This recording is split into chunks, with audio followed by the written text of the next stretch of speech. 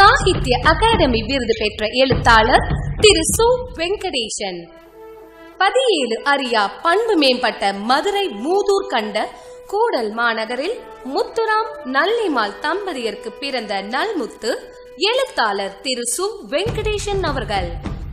எழுத்துலக வரலாற்றில் ஒரு எழுத்தாளர் எழுதிய முதல் நாவலுக்கு சாகித்ய அகாடமி விருது வென்று இவருக்கு பெருமை சேர்க்கிறது இவரின் காவல் கோட்டம்.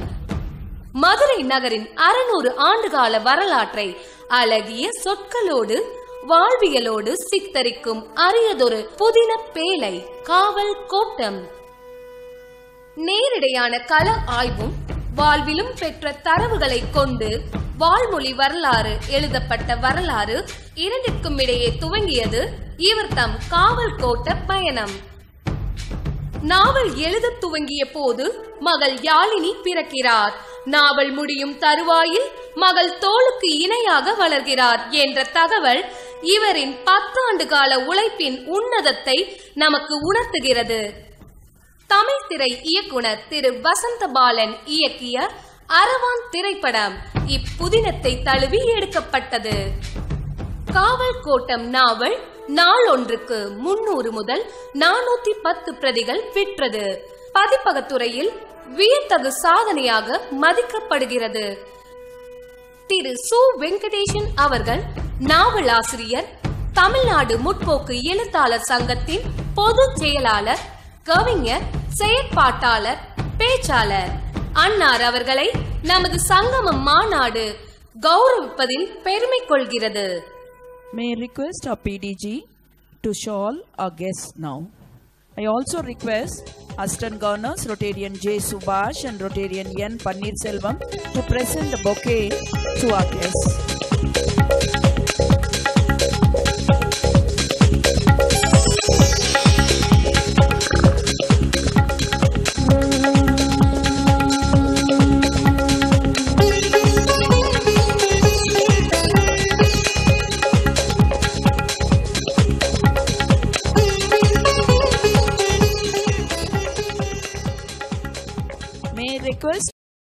தொன்மையின் திண்மையை நினைவுகளில் நிலையை அலசி பதிக்க வருகிறார். இன்றும் ஆனந்த விகடனில் வேல்பாரி தொடரில் நமக்காய் கருத்துக்களை பரிமாறிய இவர் இப்பொழுது மேடையில் பரிமாற தொன்மையின் சிறப்பை அழைக்கிறோம். சிறப்பு விருந்தினரை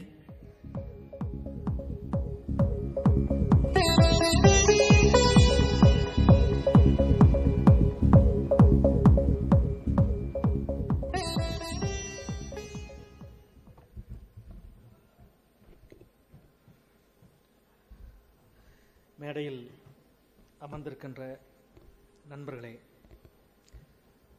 ரோட்டரி கிளப்பினுடைய கவர்னர் அவர்களே, எனக்கு முன்னால் இங்கே சிறப்புரையாற்றி சென்றிருக்கிற மரியாதைக்குரிய தோழன் கவிஞர் பாரதி அவர்களே, அடுத்து இங்கே உரை நிகழ்த்திருக்கிற மரியாதைக்குரிய ஐயா ஐகோ சுப்பிரமணியம் அவர்களே, மருத்துவர் அசோக் அவர்களே, சண்முக சுந்தரம் அவர்களே, கூடியிருக்கின்ற நண்பர்களே, உங்கள் அத்தனை பேருக்கும் என் அன்பான வணக்கத்தை முதலில் தெரியப்படுத்திக் கொள்கின்றேன். தொன்மை போற்றுவோம் என்ற தலைப்பில் உங்களோடு எனது சிந்தனைகளை பகிர்ந்து கொள்ளலாம் என்று நினைக்கின்றேன். தொன்மை என்றால் நம்முடைய வரலாற்றை, நம்முடைய பண்பாட்டை, நம்முடைய மரபின் வேர்களை, ஆழ பதிந்து கிடக்கும் நம்முடைய ஆதி எண்ணங்களின் தொடர்ச்சியை குறிக்கிற ஒரு சொல். அவற்றை போற்றுவதற்கான காரணத்தை, போற்ற வேண்டிய தேவையை பற்றிய சில சிந்தனைகளை உங்களோடு பகிர்ந்து கொள்ளலாம் என்று நினைக்கின்றேன். எதிலிருந்து துவக்கலாம்? ஏனென்றால் வரலாறு அல்லது மரபு என்பது மிக நீண்டது, எல்லாவற்றுக்கும் இருக்கிறது. நாம் செய்கிற எல்லா செயலுக்கும் பின்னால் ஒரு நீண்ட வரலாறு இருக்கிறது. நாம் பேசுகிற சொற்களுக்கு பின்னால். நண்பர் யுகபாரதி அவர்கள் மிக அழகாக தனது அனுபவத்திலிருந்து மிக அழகாக பேசினார். ஒரு பாடலை சொன்னார். காதல் பிசாசே காதல் பிசாசே என்ற அந்த பாடலில் நானும் அவஸ்தையும் பரவாயில்லை, தனிமைகள் பரவாயில்லை, துன்பம் பரவாயில்லை என்று அடுக்கிக் கொண்டே போய் இப்படியே செத்தாலும் பரவாயில்லை என்று அழகாக முடித்தார். நான் அதிலிருந்து துவக்கலாம் என்று நினைக்கின்றேன். இந்த பரவாயில்லை அப்படின்ற சொல் என்ன சொல்? இது முதல்ல தமிழ் சொல் தானா? நான் உட்கார்ந்து யோசித்து கொண்டே இருந்த பொழுது இந்த ஏன்னா எல்லா ஒரு சொல்லும் நம்முடைய எந்த ஒரு சொல்லுக்கும் ஒரு 2000 வருஷம் வேறு இருக்குது. பரவாயில்லை, பரவானா இது தமிழ் சொல்லே இல்லையே, ஆனால் எல்லாருக்கும் புழங்குகிற ஒரு சொல்லா எப்படி இருக்குது என்று யோசித்து கொண்டே இருந்தேன். உங்களுக்கு தெரியும், ஒரு 100 வருடத்துக்கு முன்னால் வரை இந்தியாவினுடைய நிர்வாக கட்டமைப்பு முழுக்க ஏறக்குறைய உருது மொழி இருந்தது. இன்றைக்கி நம்ம பயன்படுத்திக்கிறோம். ரசீது, தஸ்தது, வாய்தா, இப்படி நாம் அன்றாடம் பயன்படுத்துகிற பல சொல் உருது சொல். அப்படி அரசாங்க முகலாய ஆட்சி காலத்தில் அரசு நிறுவனத்தை கட்டமைப்பதில் வந்த ஒரு சொல் பர்வா நகி. பர்வா நகி அப்படின்னா கேடு இல்லைன்னு அர்த்தம். இந்த தமிழன் எல்லாத்தையும் அப்படியே அவனுக்கு ஏற்ற மாதிரி மாற்றி மாற்றி தகவல் வச்சுக்கிடுவான். இந்த நகியை கட் பண்ணி தூக்கிட்டு பர்வா இல்லை அப்படின்ட்டான். அதாவது கேடு இல்லை அப்படின்னு அர்த்தம். எனவே அழகான ஒரு சொல், ஒரு சொல்லுக்கு பின்னால் அப்படியே போனால் ஒரு மிகப்பெரிய வரலாறு இருக்கிறது. நாம் பேசுகிற சொல், நாம் செய்கிற செயல் எல்லாவற்றுக்கும் பின்னால் ஒரு தொன்மைசார் வரலாறு இருக்கிறது. இப்போ நான் பேசுறதுக்கு முன்னால் எனக்கு சால்வை அணிவித்தார்கள், துண்டணிவித்து கௌரவித்தார்கள். இப்படி ஒரு கௌரவம் அல்லது மரியாதை செலுத்துகிற முறை அநேகமாக தென்னிந்தியாவை தவிர உலகத்தில் எங்கேயுமே கிடையாது. இங்கிலாந்தில் போய் பேச போனால் அவங்கள கூப்பிட்டு துண்டு போட்டால் என்ன அர்த்தம்? எனக்கு இப்போ நான் தான் நல்லா சட்டை போட்டு வந்திருக்கேன், எதுக்கு துண்டு போடுறேன்னு கேட்பான். வேறு எங்கேயும் இது ஒரு மரியாதை சார்ந்த அடையாளம் கிடையாது. இது ஒரு மரியாதை சார்ந்த அடையாளமாக இந்தியாவில், அதுவும் குறிப்பாக தென்னிந்தியாவில், அதிலும் குறிப்பாக தமிழகத்திலிருந்து தான் தொடங்கியது. எப்பொழுது தொடங்கியது அப்படின்னா, சரியாக ஒரு 100 வருஷத்துக்கு முன்னால் வரைக்கும் பெரும்பான்மையான ஆண்களுக்கு மேலாடை அணிகிற உரிமை இல்லாத ஒரு காலத்தில், சாதாரணமான கிராமப்புறத்தில் இருக்கிற குப்பனும் சுப்பனும் மேலாடை அணிந்து கொள்ளுகிற சமூக உரிமை இல்லாத பொழுது, நீயும் மேலாடை அணியலாம், உனக்கும் மேலே ஆடை அணிவதற்கு உரிமை இருக்கிறது என்று மேடையில் ஏற்றி, இவனுக்கு நான் ஆடை அணிவிப்பது சமூக கௌரவத்தை உருவாக்குவது என்று தந்தை பெரியார் செய்த முயற்சியின் துவக்கம் இது. ஒரு துண்டை அணிவதே ஒரு பண்பாட்டின் கௌரவமாக மாற்றிய ஒரு நிகழ்வு. நாம் இப்போ சால்வை அணிவிச்சுக்கிறோம். ஒரு கௌரவமாக அணிவிக்கிறவர்கள் அணிவிக்கிறார்கள், ஏற்பவர்கள் ஏற்கிறார்கள். ஆனால் அந்த செயலுக்கு பின்னால் இருக்கிற வரலாறு இருக்கிறது இல்லையா, அது கௌரவத்தை கடந்து மெய்சிலிருக்கிற உண்மைகளை பல நேரம் நமக்கு சொல்லுகிற உண்மை. எனவே நம்முடைய வரலாற்றை, நம்முடைய தொன்மையை பாதுகாப்போம் அல்லது தொன்மையை போற்றுவோம் என்றால், மிக முக்கியமாக இந்த தலைப்புக்குள் உள்ளே நுழைவதற்கு முன்பு நம்முடைய தொன்மை என்றால் எதிலே இருந்து நாம் பாதுகாக்க வேண்டிய விஷயம் என்றால், குறிப்பாக நான் மொழியை பற்றி பேசலாம் என்று நினைக்கின்றேன். ஏன்னா உலகத்திலே தொன்மையான மொழி என்று தமிழ் மொழியை உலகம் முழுக்க ஏற்றுக்கொண்ட உண்மை. இந்த தமிழ் மொழியினுடைய தொன்மை நிறைய சொல்லிக்கிட்டே போகலாம். ஆனால் குறிப்பாக நாம் இங்கே நினைவுபடுத்த வேண்டிய விஷயம், இன்றைக்கு உலகத்தில் அதிக கல்வெட்டுகள் கிடைக்கிற நாடு இந்தியா. இந்தியாவில் இதுவரை ஏறக்குறைய ஒரு 77,000 கல்வெட்டுகள் கண்டுபிடித்திருக்கிறார்கள். இந்த 77,000 கல்வெட்டுகளில் தமிழ் மொழி சார்ந்த கல்வெட்டுகள் சுமார் 44,000 கல்வெட்டுகள். அப்படி என்றால் உலகத்திலேயே அதிகமாக கல்வெட்டுகளில் எழுதப்பட்ட முதல் மொழி தமிழ் மொழி என்ற ஒரு பெருமை நமக்கு என்றைக்கும் இருக்க வேண்டும். நண்பர்களே, மிக முக்கியமாக இது ஒரு சாதாரண விஷயம் இல்லை. அதிலும் குறிப்பாக உலகத்தில் எல்லா நாடுகள்லையும் பழமையான எழுத்துக்கள் கல்வெட்டில் தான் இருக்கும். தமிழ்நாட்டில் மட்டும்தான் வேற ஒரு வித்தியாசமான விஷயம் இருக்குது. இப்போ வட இந்தியாவுக்கு போனீங்கன்னா அசோகருடைய கல்வெட்டு, இந்தியாவின் மிக பழமையான கல்வெட்டுகள் என்று சொல்கிற அசோகர் கல்வெட்டு முழுக்க கல் தூண்களில் தான் வடிவமைக்கப்பட்டிருக்கு. ஆனால் தமிழ்நாட்டில் தான் தோண்டுகிற எல்லா இடங்களிலும் சாதாரண பானை ஓடுகளில் எழுத்துக்கள் இருக்கும். பானை ஓடுகளில் எழுத்துக்கள் இருக்கும். பானை ஓடுகளில் எழுத்துக்கள் இருந்தால் என்ன அர்த்தம்னா, கல்வெட்டுகளில் எழுத்துக்கள் இருந்தால் அல்லது செப்பேடுகளில் எழுத்துக்கள் இருந்தால் அது அரசனோடு சம்பந்தப்பட்டது. அதிகாரத்தோடு சம்பந்தப்பட்டது, செல்வாக்கோடு சம்பந்தப்பட்டது. பானை ஓடுகளில் எழுத்துக்கள் இருந்தால் சாமானிய மக்களோடு சம்பந்தப்பட்டது. உலகத்தில் பானை ஓடுகளில் எழுத்துக்கள் வேறு எங்கேயும் இல்லை, தமிழகத்தில் மட்டும்தான் பானை ஓடுகளில் எழுத்திருக்கிறது. அப்படின்னா சாமானிய மக்களினுடைய எழுத்தறிவு எவ்வளவு உயர்ந்திருக்கிறது என்று அர்த்தம். அதுல இன்னும் கொஞ்சம் கூடுதலா பார்த்தா, பானையை யார் பயன்படுத்துவா? ஆண்கள் பயன்படுத்துவாங்களா? சங்க இலக்கியம் முழுக்க பார்த்தா ஆணுக்கும் பானைக்கும் சம்பந்தமே கிடையாது. அவன் ஒரே ஒரு இடத்துல தான் பானையை தொடுறான். எந்த இடம் தெரியுமா? கல்லு குடிக்கிறதுக்கு மட்டும்தான் பானையை தொடுறான். வேற பானையை தொடுற சமாச்சாரமே கிடையாது. அன்னைக்கும் இப்படிதான்றீங்களா? அன்னைக்கும் இப்படிதான். கல்லு குடிக்கிறதுக்கு மட்டும்தான் பானையை தொடுறான். அப்படி பானை ஓடுகளில் எழுத்துக்கள் இருக்கிறது என்றால் மிகப்பெரிய எழுத்தறிவு பெற்ற சமூகமாக தமிழகத்தினுடைய பெண் சமூகம் இருந்திருக்கிறது, பெண்கள் இருந்திருக்கிறார்கள் என்பதனுடைய அடையாளம். நண்பர்களே, நான் ஏன் இந்த நம்முடைய தொன்மையை பாதுகாப்போம் என்பதற்கு மொழியிலிருந்து துவங்குகிறேன் என்றால் மிக முக்கியமான விஷயம். நீங்க 2000 வருஷத்துக்கு முன்னால எழுதப்பட்ட மொழிகள், நம்ம ஒரு பழமையை பேசுவது, பழமை வேறு மரபு வேறு.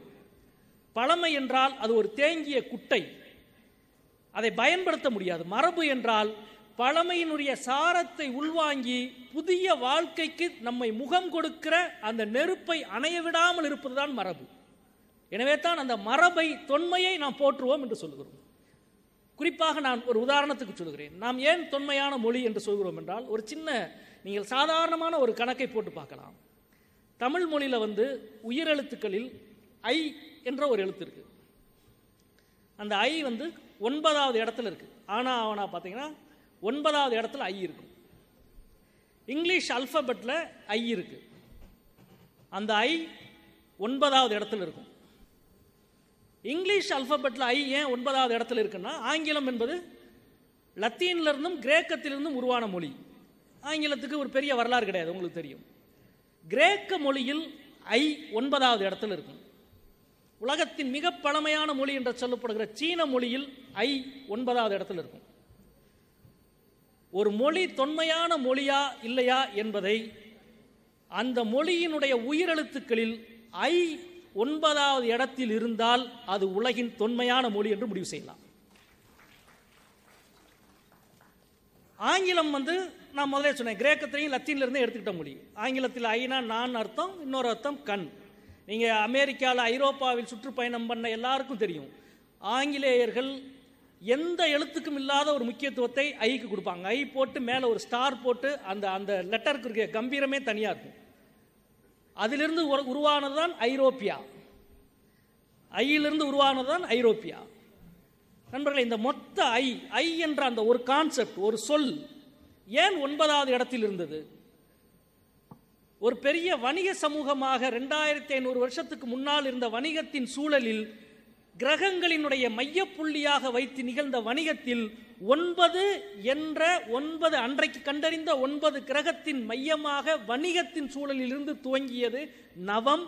நவம் தான் 9.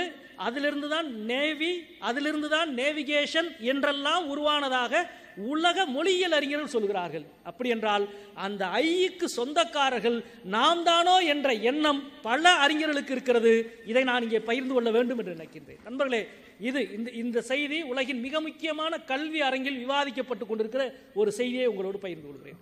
உலகின் மிக தொன்மையான மொழி என்று சொல்லப்படுகிற பொழுது 2000 வருஷத்துக்கு முன்னால் இருந்த ஒரு மொழியில் எத்தனை பெண் எழுத்தாளர்கள் இருந்தார்கள் என்று பார்த்தால் சமஸ்கிருதம் உலகின் தொன்மையான மொழிதான். ஆனால் தமிழை விட தொன்மையான மொழி அல்ல. 2000 வருஷத்துக்கு முன்னால சமஸ்கிருதத்தில் யாராவது பெண்கள் எழுதியிருக்கிறார்கள் என்று பார்த்தால் ஒரு பெண் எழுத்தாளர் கூட கிடையாது. சமஸ்கிருத மொழியில, சமஸ்கிருத மொழியை பெண்கள் பேசுவதற்கே அனுமதி கிடையாது. உங்களுக்கு தெரியும், சமஸ்கிருத காவியங்கள்லாம் எடுத்து பார்த்தீங்கன்னா அதுல அரசன் சமஸ்கிருதத்தில் பேசுவான். மந்திரி, அந்த கதாபாத்திரம் வர்ற பொழுது, கேரக்டர்ஸ் வர்ற பொழுது, மந்திரி வந்தா அமைச்சன் சமஸ்கிருதத்தில் பேசுவான். அரசனுக்கு பக்கத்தில் இருக்கிற அரசி அவள் பேசினால் சமஸ்கிருதத்தில் பேச மாட்டாள், பிராகிருத மொழியில் பேசுவாள். கேரக்டர்ஸ், கதாபாத்திரம் கூட, பெண் கதாபாத்திரம் சமஸ்கிருதத்தில் பேச அனுமதி கிடையாது. பெண்கள் சமஸ்கிருதத்தை பேசவே அனுமதி இல்லை என்றால் அப்புறம் எங்கிட்டு இருந்து எழுதுறது? உலகின் மிக பழமையான மொழி என்ற ஐரோப்பியர்கள் இன்றைக்கும் கொண்டாடுகிற மொழி கிரேக்கம். கிரேக்க மொழியில் 2000 வருஷத்துக்கு முன்னால், கிறிஸ்து பிறப்பதற்கு முன்னால் எத்தனை பெண் எழுத்தாளர்கள் இருந்தார்கள் என்று கேட்டால் 7 பேர் இருந்ததாக சொல்கிறார்கள்.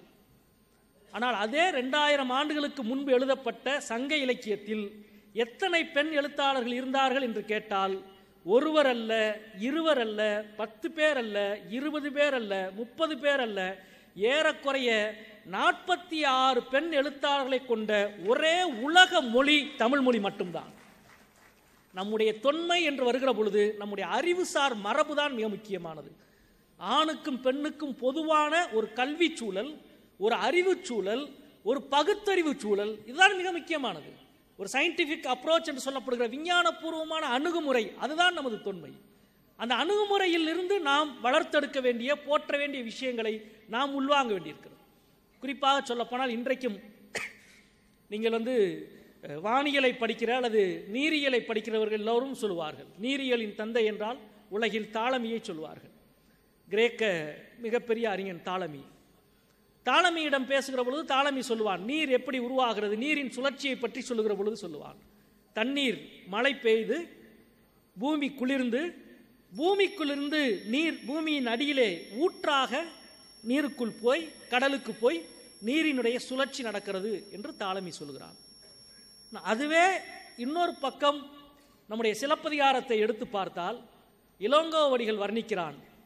பூம்புகார் கடற்கரைக்கு கப்பல் வருகிறது, ஏற்கனவே கடற்கரையில் கப்பல்கள் நிற்கிறது, இன்னொரு பக்கம் கப்பல்கள் உள்ளே வருகிறது. இதை பார்த்து, அதாவது வெளிநாட்டிலே இருந்து வர வேண்டிய சரக்குகளை எடுத்துக்கொண்டு கப்பல்கள் கடற்கரைக்குள்ளே வருவதும், இங்கே இருந்து சரக்குகளை ஏற்றி கப்பல்கள் வெளியில் போவதுமாக ஒரு காட்சி. இந்த காட்சியை வர்ணிக்கிறான் இளங்கோ. வர்ணிக்கிற பொழுது சொல்கிறான், இங்கே இருந்து சரக்குகள் ஏற்றி கப்பல்கள் வெளியில் போவதும், வெளிநாடுகளிலிருந்து சரக்குகளை ஏற்றிக்கொண்டு கப்பல்கள் உள்ளே வருவதுமான இந்த காட்சி நீர் ஆற்றில் ஓடி கடலில் கலந்து கடலிலிருந்து ஆவியாகி வானத்திற்கு போய் மீண்டும் மழையாக இந்த நீர் சுழற்சி நடப்பதைப் போல இந்த வணிக சுழற்சி நடக்கிறது என்று இளங்கோவடிகள் எழுதுகிறான். உலகின் மிகப்பெரிய நீரியலின் தந்தை என்று சொல்லப்படுகிற கிரேக்க சமூகத்தில் தாலமி நீர் மண்ணுக்குள் சுழல்கிறது என்று எழுதுகிறான்.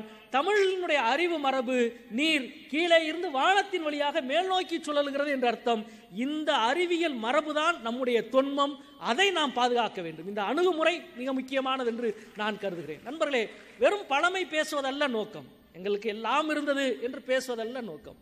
ஆனால் நம்முடைய மிக முக்கியமான மரபுகளே, நான் முதலே சொன்ன ஒவ்வொரு வார்த்தைக்கும் ஒவ்வொரு சொல்லுக்கும் பின்னால் போய்கொண்டே இருக்கலாம்.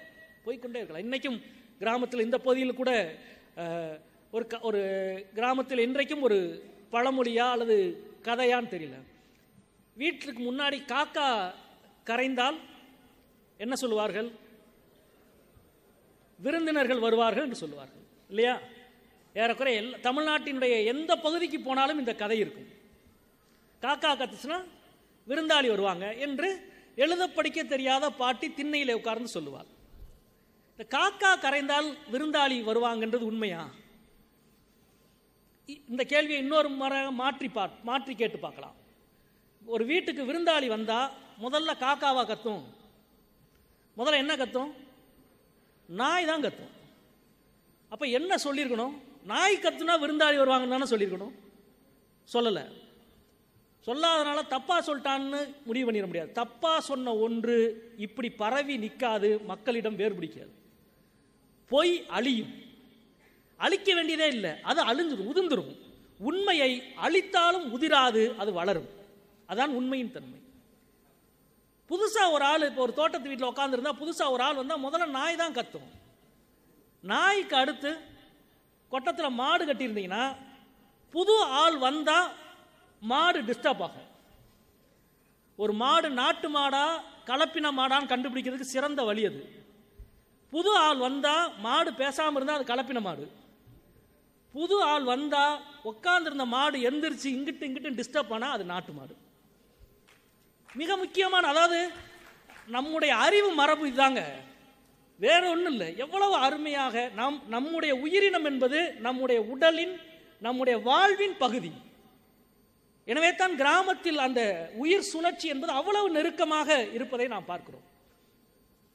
சங்க இலக்கியத்தில் ஒரு வார்த்தை இருக்கு, அவர் தன் வீட்டில் வச்சிருக்கிற எரும மாட்டுக்கு பேர் வச்சிருக்கிறான். இந்த குறிப்பு இருக்கு சங்க, எனக்கு ஆச்சரியமா இருக்கு. எரும மாட்டுக்கு அன்னைக்கு பேர் வச்சிருக்கிறான் அப்படின்னா அவன் எவ்வளவு நெருக்கமாக வாழ்க்கையில் அதை உணர்கிறான் என்பதுதான் மிக முக்கியமானது. அது இருக்கட்டும். புது ஆள் வந்தா ஒன்று நாய் குலைக்கும் அல்லது மாடு கூட தொந்தரவாகும். ஆனால் இதையெல்லாம் பற்றி நம்முடைய முன்னோர்கள் சொல்லவில்லை. காக்காய் கரைந்தால் விருந்தினர் வருவார்கள் அப்படின்னு சொன்னா இது எதுல இருந்து இந்த வார்த்தை உருவாயிருக்கும்? எல்லா இடங்கள்லையும் இருக்கிற ஒரு கதை. தமிழ்நாடு முழுக்க எங்க போய் இந்த இப்படி ஒரு பழமொழி இருக்கா என்று கேட்டால் சொல்லுவார்கள். இந்த கதையை இப்ப மறந்துருங்க, இந்த சொல்லை, இந்த பழமொழியை மறந்துருங்க. ஒரு 3000 வருடத்துக்கு முன்னால், இன்றைக்கு நம்ம வரலாற்று பாட புத்தகத்தில் படிக்கிறோம் இல்லையா, மெசபடோமிய நாகரிகம், சுமேரிய நாகரிகம், சிந்து சமவெளி நாகரிகம், இதெல்லாம் படிக்கிறோம். அந்த காலத்தில் மெசபடோமியா, இன்றைக்கு இருக்கிற ஈரான், ஈராக்கில் இருந்து இந்தியாவுக்கு வணிக போக்குவரத்து நடந்திருக்கு. அன்றைக்கு நடுக்கடல்ல கப்பல் போகிற பழக்கம் கிடையாது. அந்த அளவுக்கு அறிவியல் விஞ்ஞானம் முன்னேறல. கடற்கரையின் ஓரமாகத்தான் கப்பல் போகும். கடற்கரையின் ஓரமாக கப்பல் போறப்ப சில நேரம் இரவில் திசை தெரியாமல் தப்பி கடலுக்குள்ள கொஞ்சம் தூரம் உள்ள போயிடும் கப்பல். பொழுது விடிஞ்சு பார்த்தா 4 புறமும் சூழ தண்ணீர் இருக்கும். எந்த பக்கம் கரை இருக்குன்னு தெரியாது. அப்படி தெரியாத பொழுது மாலுமி எந்த பக்கம் கரை இருக்குன்னு தெரியலையே என்று திகைத்த பொழுது எப்படி கரையை கண்டுபிடித்தார்கள் என்றால், அந்த கப்பலுக்குள்ள 4 காகத்தை வைத்திருந்திருக்கிறார்கள். அதில் மாலுமி எடுத்து ஒரு காகத்தை பறக்க விடுவான். பறக்க விட்டா அந்த காகம் மேலே போய் கரை இருக்கிற திசையை பார்த்து பறந்து போகும். அப்படி என்றால் கரை இந்த பக்கம் இருக்கிறது, கப்பலை நாம் இந்த பக்கம் திருப்ப வேண்டும் என்று திருப்பி பறந்து போவார். இது கடல் வணிகர்களிடம், கடல் போக்குவரத்தில் இருந்தவர்களிடம் இருந்த ஒரு பழக்கம். இந்த பழக்கம் இருந்ததை பற்றி மெசபடோமியாவில் நடந்த அகழாய்விலிருந்து ஒரு முத்திரை எடுக்கிறாங்க. அந்த முத்திரையில் ஒரு பெரிய வெண்கல முத்திரையில் ஒரு கப்பல், அந்த கப்பலுக்கு மேல மாலுமி இப்படி காகத்தை இப்படி பறக்க விட்ட மாதிரியான ஒரு படம் இருக்கிறது. இதை எல்லாரும் ஒத்துக்கொண்டார்கள். இது மெசபடோமியா முத்திரை அல்ல, சிந்து சமவெளியுடைய முத்திரை. ஏனென்றால் மெசபடோமியாவில் காகங்கள் கிடையாது, இந்தியாவில் தான் இருந்து போயிருக்க வேண்டும் என்று. இந்த மெசபடோமியா நாகரிகம் மறைந்து 4000 ஆண்டுகள் ஆகிவிட்டது. இதற்கு 2000 வருஷத்துக்கு பிறகு, 4000 வருஷத்துக்கு இருந்து 2000 வருஷத்துக்கு வந்தீங்கன்னா, புத்தர் ஒரு கூட்டத்தில் தன்னுடைய சீடரிடம் சொல்லுகிறார். என்ன சொல்கிறார்னா, தன்னுடைய சீடர்களை பார்த்து பேசுகிறார். புத்தர் சொல்றாரு, முன்பு ஒரு காலத்தில் ஒரு பழக்கம் இருந்தது. புத்தருடைய வார்த்தை, முன்பு ஒரு காலத்தில் ஒரு பழக்கம் இருந்தது. கடற்கரையில் பயணம் போன கப்பல் மாலுமிகள் கரையை அடையும் திசையை காண காகத்தை பறக்க விட்டு கரையை கண்டறிவார்கள். எனது வார்த்தை மக்களுக்கு காகம் போல் திசை காட்டும் சொல்லாக என் சொல் இருக்க வேண்டும் என்று புத்தன் சொல்லுகிறார். இது இந்த 4000 வருஷத்துக்கு 2000 வருஷத்துக்கு பிறகு. அதற்கு 2000 வருஷத்துக்கு பிறகு இப்ப தமிழ்ல சங்க இலக்கியத்தில் இருக்கிற ஒரு பெண் எழுத்தாளர் எழுதுகிறார், காகங்கள் கடற்கரைக்கு வருதுன்னா, கடற்கரைக்கு கப்பல் வருகிறது என்றால் உள்ளே இருந்து திசையை கண்டறிய உள்ளே இருந்து ஒரு காகங்களை பறக்க விடுவார்கள் கப்பலிலே இருந்து. காகம் கரையை நோக்கி வரும். காகம் வருகிறது என்றால் கரையில் இருக்கிறவர்கள் பார்க்கிறார்கள், திடீர்னு நடுக்கடல் இருந்து காக்கா வருது அப்படின்னா நமக்கு விருந்தினர்கள் வரப்போகிறார்கள் என்ற அர்த்தம். எனவே காகம் கரைந்தால் விருந்தினர் வருவார்கள் என்றால், விருந்தினர்னா நம்ம சொந்தக்காரன் இல்ல, நம்முடைய இரத்த உறவல்ல. விருந்தினர்கள் என்றால் நம் பண்பாட்டின் விருந்தினர்கள், நம் வரலாற்றின் விருந்தினர்கள், நம் கலாச்சாரத்தின் விருந்தினர்கள். நண்பர்களே, சாதாரண கதை. இந்த கதைக்கு பின்னால் 4000 வருஷ வரலாறு இருக்கு. 4000 வருஷம் சிந்து சமவெளியில் பறக்க விட்ட காகம், புத்தனின் நாவில் உலவிய காகம், எழுத படிக்க தெரியாத என் வீட்டு திண்ணையில் உட்கார்ந்து என் பாட்டி சொல்லுகிறார், காக்கா கரைந்தால் விருந்தினர் வருவார்கள்ரா, போய் யாருன்னு பாரு என்று சொல்லுகிறார். இது எந்த இலக்கியத்திலும் எழுதப்படவில்லை. உலகின் எந்த இலக்கியத்திலும் எழுதப்படாத ஒரு கதை. ஆனால் உலகத்திலேயே மிக வயதான கதை இந்த கதைதான். உலகின் மிக வயதான கதையை எழுத படிக்க தெரியாத என் பாட்டி சொல்லிக் கொண்டிருக்கிறாள். நண்பர்களே, அதுதான் தொன்மம். அதுதான் தொன்மம். மக்கள் தங்களது அறிவு மரபை ஒருபோதும் இழக்க மாட்டார்கள். எனவே தான் எழுதப்பட்ட கதைகளை விட எழுதப்படாத கதைகள் உண்மை அதிகம். எல்லா மொழியிலையும், எல்லா மதத்திலையும். பைபிளில் சொல்லப்படாத கதைகள் தான் ஐரோப்பாவில் இன்றைக்கும் அதிகமாக இருக்கிறது. நீங்கள் ஐரோப்பிய கிறிஸ்துவ மரபுகளை பார்த்தால் டைனிங் டேபிளில் சாப்பாட்டு மேசையில் சாப்பிடுகிற பொழுது ஈக்கள் உட்கார்ந்தால் ஈக்களை விரட்ட மாட்டார்கள்.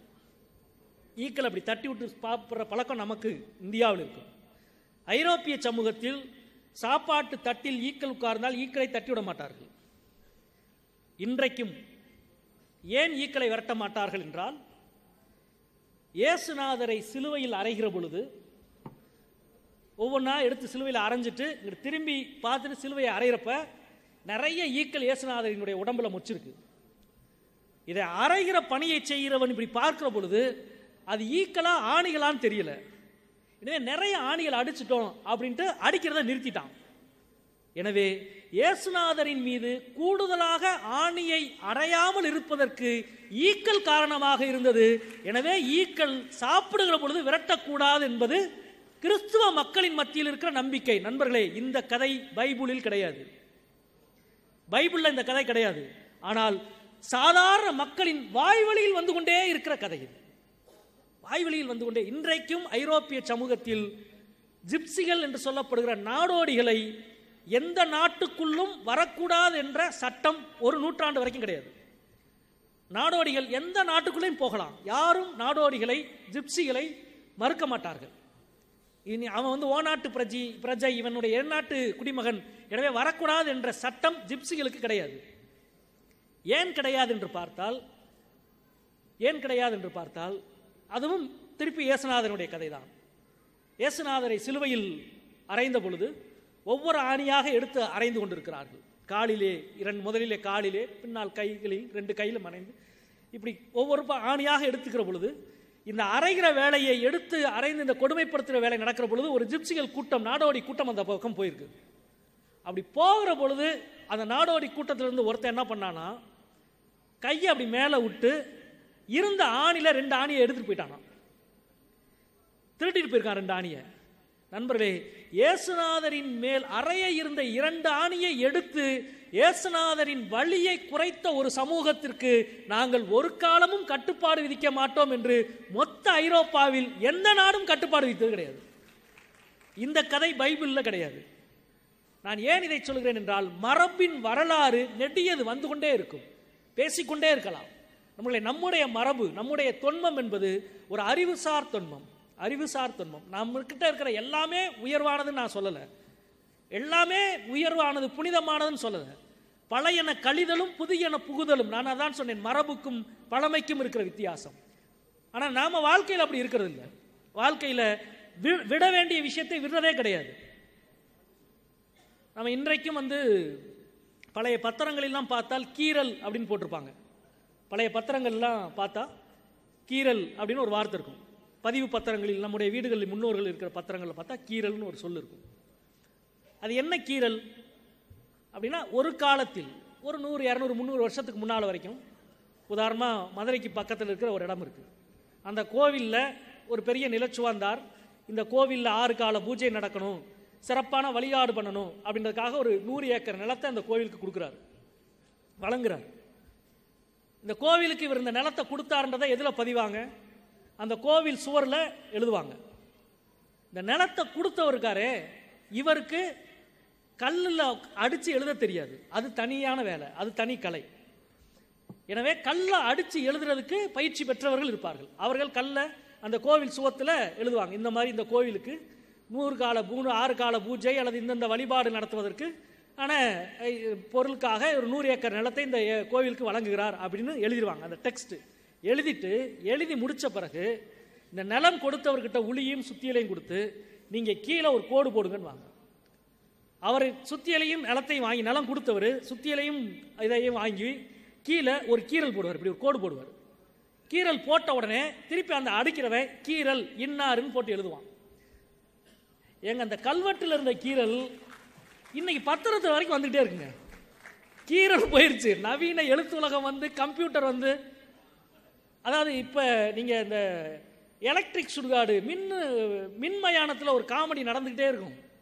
மின்மயானத்துக்கு போகிறவங்க கொல்லிச்சட்டி தூக்கிட்டு போகிறாங்க பார்த்தீங்களா? போகிறது மின்மயானம். அங்கே எதுக்குங்க கொல்லிச்சட்டி? இறந்தவங்களை கொல்லிச்சட்டி எதுக்கு அந்த காலத்தில் தூக்கிட்டு போனா? அந்த காலத்தில் தீப்பெட்டி கிடையாது, நெருப்பு கிடையாது. நானே சிறு பிள்ளையில் என் தாய் போய் நெருப்பு வாங்கிப்பான்னு சொல்ல போய் வாங்கிட்டு வந்திருக்கேன் நெருப்பு. ஏன்னா எல்லா வீட்லையும் நெருப்பு இருந்துகிட்டே இருக்காது. கிராமத்தில் நெருப்பை வைப்பதற்கென்றே ஒரு குடும்பம் இருக்கும். அந்த வீட்டோட வேலை 24 மணி நேரமும் நெருப்பு அணைவிடாமல் வச்சிருக்கிறது. அது ஒரு தானம்ங்க, மிக முக்கியமான தானம். நம்முடைய அறங்களில் ஒன்று நெருப்பை பாதுகாப்பது, நம்முடைய அறங்களில் ஒன்று. இந்த பகுதியில், கொங்கு பகுதியில் இன்னும் பல விஷயங்கள் தமிழ்நாட்டின் மற்ற பகுதியை விட கூடுதலாக தொன்மையை பாதுகாக்கிற ஒரு பகுதியாக நான் நினைப்பது உங்களுடைய கொங்கு பகுதி. உண்மையில ரொம்ப மகிழ்ச்சியான விஷயம். நீங்கள் கிராமங்களில் இன்னைக்கும் கிராமத்து மந்தைக்கு நடுவில் ஒரு கல் இருக்கும். அது என்ன கல்னா மாடு உரசுற கல். மாடுகள் உடம்புல பூச்சியோ உண்ணியோ கடிச்சுக்கிட்டே இருக்கும். கடிச்சுக்கிட்டு இருந்தால் அது வந்து உரசணும், உரசி தன்னை வந்து சரிப்படுத்திக்கிறணும். அப்போ மாடு எங்கே போய் உரசும்? குடிசை வீட்டில் போய் உரச முடியாது. எனவே ஒரு ஊர் என்று ஒன்று அமைத்தால் முதலில் ஊருக்கினுடைய மையத்தில் மாடு உரச கல்லமைத்து விட்டுதான் ஊர் உருவாக்க வேண்டும் என்பது தமிழர்கள் உருவாக்கிய அறங்களில் தலையாய அறம். நமக்கு எல்லாமே தலைகீழா மாறிடுச்சு, எல்லாமே தலைகீழா மாறிடுச்சு. நீங்க வந்து வேத மரபுகள் வைதீக மரபுல பார்த்தா யாரெல்லாம் சொர்க்கத்துக்கு போவான்னு ஒரு பட்டியல் கொடுக்குறான். யாகம் செய்கிறவன், பூஜை புனஸ்காரம் செய்கிறவன், வர்ண விதிப்படி வாழ்கிறவன், இவனெல்லாம் சொர்க்கத்துக்கு போவான்னு ஒரு பட்டியல் கொடுக்குறான். நம்முடைய சிறுபஞ்சம் மூலம் ஒரு பட்டியல் கொடுக்குது, யாரெல்லாம் சொர்க்கத்துக்கு போவான்னு ஒரு பட்டியல் கொடுக்குது. யாரெல்லாம் சொர்க்கத்துக்கு போவா என்று சிறுபஞ்சம் மூலம் சொல்லுது தெரியுமா? குளம் வெட்டுபவன், வாய்க்கால் அமைப்பவன், மரம் நடுபவன், குளத்திற்கு கழுங்கமைப்பவன், மாடுரச கல் வைப்பவன் சொர்க்கத்துக்கு போவான் என்று சிறுபஞ்சம் மூலம் சொல்கிறது. நண்பர்களே, எவ்வளவு, அதாவது இயற்கையை நேசித்த, இயற்கையோடு இயைந்த, நம்முடைய மரபை பாதுகாப்பதை தலையாய தொன்மமாக அறமாக கொண்ட நம் சமூகத்தில் அந்த அறத்தை, தொன்மையை பாதுகாக்க வேண்டும். அது வெறும் எல்லா விஷயங்களிலும் நம்முடைய மொழி, கல்வி, அறிவு, மருத்துவம், கடவுள்சார் நம்பிக்கை. எனக்கு தெரிந்த உலகத்தில் ஒரு திருக்குறளிலே ஒரு குறள் இருக்கிறது, தெய்வத்தால் ஆகாதெனினும் முயற்சிதன் மெய்வருத்த கூலி தரும் என்பான். யோசித்து யோசித்து பார்த்தாலும், உலகின் எவ்வளவு பெரிய சிந்தனையாளர்களை யோசித்து பார்த்தாலும் இப்படி ஒரு ஸ்டேட்மெண்ட், கடவுள் இருக்கிறாரா இல்லையா என்று வள்ளுவன் சொல்லவில்லை. நீ சாமி கும்பிட்டுக்கோ, நல்லா கும்பிடு, நீ போகிற வேலை பரீட்சைக்கு பரீட்சை எழுத போகணும், நீ சாமி கும்பிடு, எவ்வளவு வேண்டுமானாலும் கடவுளை கும்பிட்டுக்கொள். தெய்வத்தால் ஆகாதெனினும், ஒருவேளை கடவுளால் உனக்கு 100க்கு 100 மார்க் போட முடியாட்டினா, நீ ஒர்க் பண்ணி கடுமையா பயிற்சி எடுத்தீனா, தெய்வத்தால் ஆகாதெனினும் முயற்சிதன் மெய்வருத்த கூலி தரும் என்று சொன்ன, அதாவது யோசிச்சு யோசிச்சு பார்த்தாலும் எவ்வளவு அவன் கடவுளை பற்றி பேசல, லட்சக்கணக்கான மக்களினுடைய நம்பிக்கையை மதிக்கிறான், அந்த நம்பிக்கைக்கு எதிராக பேசல. ஆனால் அந்த நம்பிக்கையை வைத்துக்கொள், அந்த நம்பிக்கையோடு உனது உழைப்பை மறந்து விடாதே, உழைப்புக்கு நீ செலவழிக்க வேண்டிய அந்த உயிர் ஆற்றலை மறந்து விடாதே. நண்பர்களே, இந்த மரபுதான், இந்த அறிவு மரபுதான் நம்முடைய வளமையான அறிவினுடைய மரபு. இந்த மரபை நாம் எல்லாவற்றிலும் பார்க்கிறோம், எல்லாவற்றிலும் பார்த்து முன்னெடுத்து செல்கிறோம்.